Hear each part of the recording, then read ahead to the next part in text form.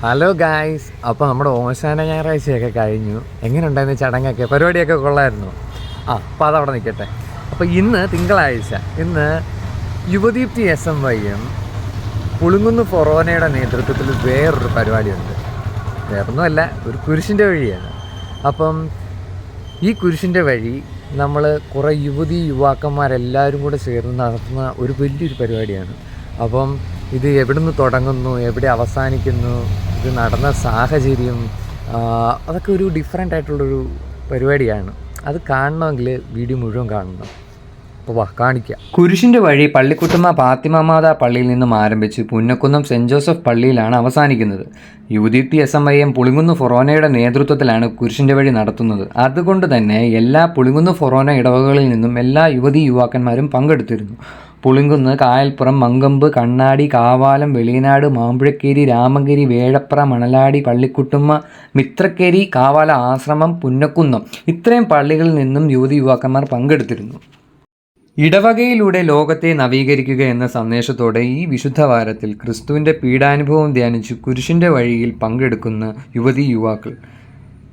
AC റോഡിലൂടെയുള്ള ഈ കാൽനട യാത്രയിൽ ഏറ്റവും വലിയ വെല്ലുവിളി മഴയായിരുന്നു. എങ്കിലും മഴയെ ഗൗനിക്കാതെ ക്രിസ്തുനാമം പ്രകീർത്തിച്ചുകൊണ്ട് തങ്ങൾ സഹിക്കുന്ന ത്യാഗത്തെക്കാളും എത്രയോ വലുതാണ് ക്രിസ്തുവിൻ്റെ പീഡാസഹനമെന്ന് ഓർത്തുകൊണ്ട് മഴയും നനഞ്ഞ് കുരിശിൻ്റെ വഴിയിൽ പങ്കെടുത്ത് യുവാക്കൾ മുന്നോട്ട് തുടരുന്നു. ഭൂരിഭാഗം യുവതികളുടെയും കയ്യിൽ കുടകൾ ഉണ്ടായിരുന്നു. എങ്കിലും യുവാക്കന്മാരുടെ കയ്യിൽ കുടകളില്ലായിരുന്നു.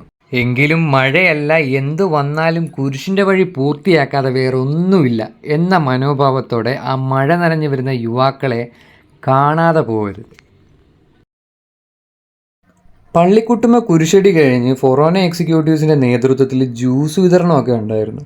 പിന്നെ ജ്യൂസൊക്കെ കുടിച്ച് അങ്ങ് നടന്നു. കുറേ കഴിഞ്ഞപ്പോൾ മഴയൊക്കെ അങ്ങ് പോയി. പിന്നെ ഒരു ചെറിയ കാറ്റേ ഉണ്ടായിരുന്നുള്ളൂ. അതുകൊണ്ട് മുടിയൊക്കെ ഒന്ന് ഉണങ്ങി കിട്ടി. അങ്ങനെ കുരിശിൻ്റെ വഴി അതിൻ്റെ അവസാനത്തിലെത്തി. ഇതാണ് പുന്നക്കുന്നം സെൻറ്റ് ജോസഫ് ചർച്ച്. കുരിശിൻ്റെ വഴിയുടെ 14ാം സ്ഥലവും പൂർത്തിയാക്കി എല്ലാവരും ദേവാലയത്തിൽ പ്രവേശിക്കുന്നു. തുടർന്ന് പുളുങ്കുന്ന് ഫൊറോനയുടെ വികാരിയും ഫൊറോനയുടെ ഡയറക്ടറും സന്ദേശപ്രസംഗവും നന്ദി പ്രസംഗവും നടത്തി. പ്രസംഗത്തിൽ ക്രിസ്തുവേഷം ധരിച്ച ജിജോ ചേട്ടനെയും ഫൊറോന എക്സിക്യൂട്ടീവ്സിനെയും മറ്റു യുവാക്കന്മാരെയും ഓർക്കുകയും വലിയ ആഴ്ചയിലേക്കുള്ള മംഗളങ്ങൾ നേരുകയും ചെയ്തു.